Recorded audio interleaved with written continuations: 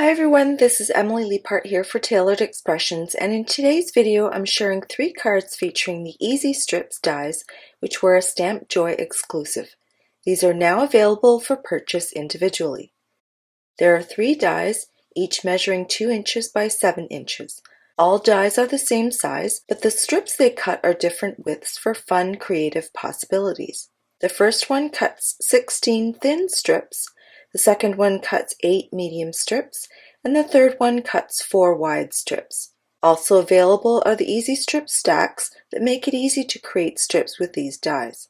Each pack includes 30 sheets, 3 of each of 10 colors, cut to 2.5 inches by 8 inches, which gives the dies a bit of wiggle room. The colors included are fruit punch, guava, sweet potato pie, pineapple, Granny Smith, cilantro, confetti cake, blue raspberry, blueberry, and eggplant.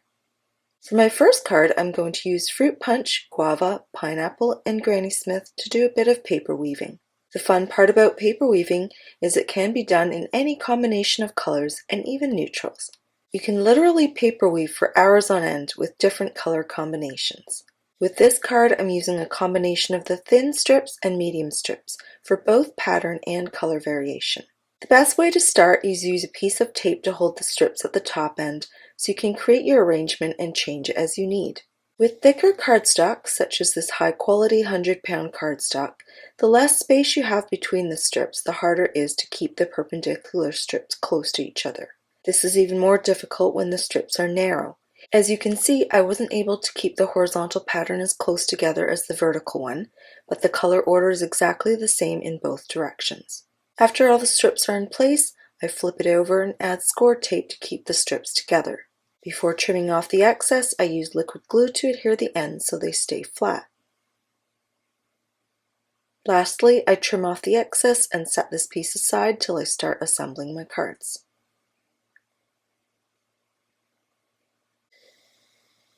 For my second card, I've cut a 4-inch by 5¼ inch panel, and I'm gluing down medium and wide strips in a pattern on 2 sides.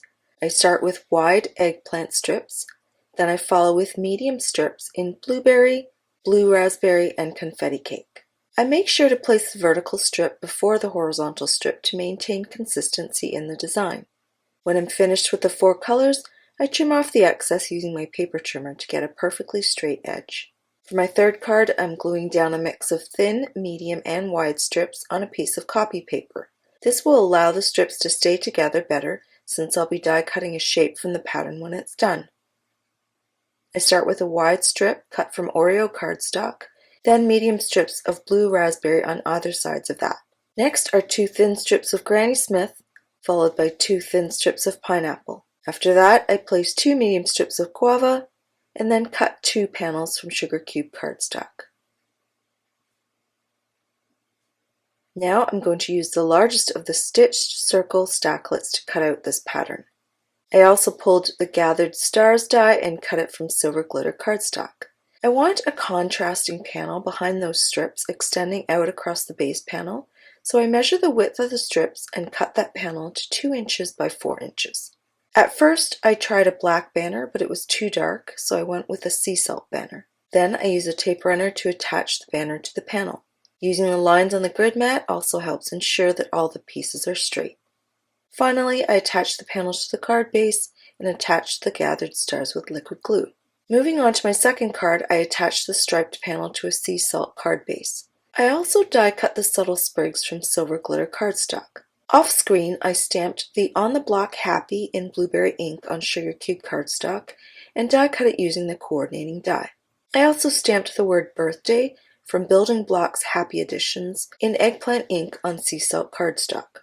I used liquid glue to attach the sprigs to the panel, then I popped up both parts of the sentiment with foam tape. To finish the first card, I found the perfect pre-stamped sentiment in one of my simple storage bins, and this one is from the Mini Strips Fun and Funny stamp set. This sentiment strip blends in nicely with that wide Oreo strip in the center of the circle. I popped it on with foam tape, and now this card is done. For my third and final card, I've popped the Frame and Frame 2 die onto foam tape and attached it to a sugar cube card base. I also die cut the insert using the Stitched with Love cutting plate and glued the weaved panel down the center. Next, I stamped on the block Love in Fruit Punch on Sugar Cube cardstock and die cut it using the coordinating die. I also cut a second piece from silver glitter cardstock to act as a shadow and to add a silver element to this card too. Again, I went to my Simple Strips for Building Blocks storage bin and pulled a pre-stamped secondary sentiment. Here's a review of all 3 cards which feature the Easy Strips dies and Easy Strips stack. You can find all of these products in the Tailored Expressions web store at tailoredexpressions.com. Thanks so much for watching, and I'll see you again soon.